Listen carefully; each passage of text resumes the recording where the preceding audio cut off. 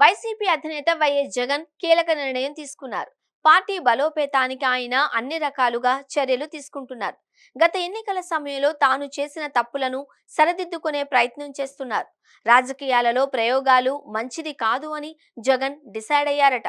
Senior నేతల అవసరం ఆయనకు గుర్తుకొచ్చినట్లయింది. అందుకే ఇటీవల వైసీపీ ముఖ్య నేతల సమావేశంలోనూ జగన్ తన మనసులో అభిప్రాయాలను కుండబద్దలు కొట్టినట్లు తెలిసింది.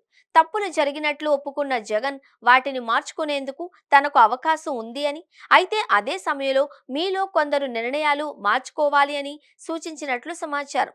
అందులో ప్రధానంగా వారసుల అంశం చర్చకు వచ్చినట్లు తెలిసింది.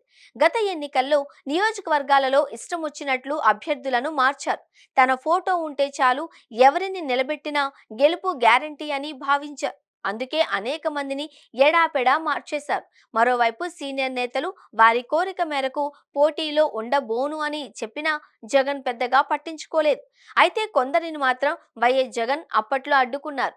ఉత్తరాంధ్రలో బలమైన నేతలు, సీనియర్ లీడర్లుగా ఉన్న బొత్స సత్యనారాయణ, ధర్మాన ప్రసాదరావులు పోటీకి విముఖత చూపినా తమ వారసులను బరిలోకి దింపాలి అని ప్రయత్నించినా జగన్ అంగీకరించలేదు. కానీ కొందరి విషయంలో మాత్రం వైఎస్ జగన్ తలొగ్గారు. అందులో సీనియర్ నేత, మాజీ మంత్రి పేర్ని నాని ఒకరు. మచిలీపట్నం నుంచి 2019 ఎన్నికల్లో గెలిచిన పేర్ని నానికి తన కేబినెట్ లో చోటు కల్పించారు. వైసీపీకి నాలుకగా పేర్ని నాని మారారు. నాని వాయిస్ బలంగా ప్రజల్లోకి వెళుతూ ఉండడంతో జగన్ అమితంగా పేర్ని నానిని ఇష్టపడ్డారంటారు. అలాంటి పేర్ని నాని తన కుమారుడు పేర్ని కిట్టుకు 2024 ఎన్నికల్లో టికెట్ ఇవ్వాలి అని, తాను రాజకీయాల నుంచి రిటైర్ అవుతాను అని ప్రకటించారు. జగన్ పేర్ని నాని బలవంతం మీద అంగీకరించారు. అయితే మొన్నటి ఎన్నికల్లో పేర్ని కిట్టు ఓటమి పాలయ్యారు.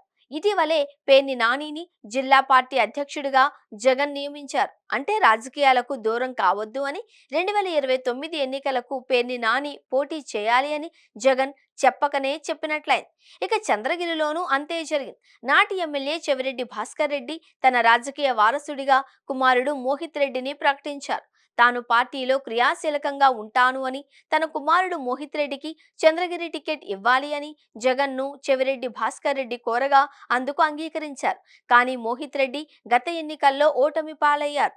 తరువాత అనుకోని పరిస్థితుల్లో చెవిరెడ్డిని ఒంగోలు ఎంపీ అభ్యర్థిగా ప్రకటించారు. ఆయన కూడా ఓటమి పాలయ్యారు. దీంతో చెవిరెడ్డిని ప్రస్తుతం చంద్రగిరి బాధ్యతలను చూసుకోమని జగన్ అన్నట్లు తెలిసింది. దీంతో ప్రస్తుతం తిరిగి చెవిరెడ్డి భాస్కర్ రెడ్డి చంద్రగిరికే పరిమితమయ్యారు. తిరుపతి నియోజకవర్గంలో భూమన వారసుడు అభినయ్ రెడ్డిని జగన్ మొన్నటి ఎన్నికల్లో రంగంలోకి దించారు. కానీ అభినయ్ రెడ్డి కూడా ఓటమి పాలయ్యారు. భూమన కరుణాకర్ రెడ్డి రాజకీయాన్ని అభినయ్ రెడ్డి అందుకోలేకపోయారన్న విషయాన్ని గమనించి తిరిగి యాక్టివ్ కావాలి అని భూమనకు సూచించినట్లు తెలిసింది. తిరుపతి జిల్లా బాధ్యతలను భూమన కరుణాకర్ రెడ్డికి ఇచ్చారు. అందుకే ఇటీవల భూమన కరుణాకర్ రెడ్డి తిరిగి పాలిటిక్స్ లో యాక్టివ్ గా కనబడుతున్నారు అంటున్నారు. మొత్తం మీద తండ్రుల రాజకీయ వారసత్వాన్ని వేగంగా అందిపుచ్చుకోవడంలో విఫలమైన వారసులను జగన్ పక్కన పెట్టాలి అని నిర్ణయించినట్లు తెలిసింది. వారి సేవలను పార్టీ యూత్ వింగ్ కు ఉపయోగించుకోవాలి అని భావిస్తున్నారు.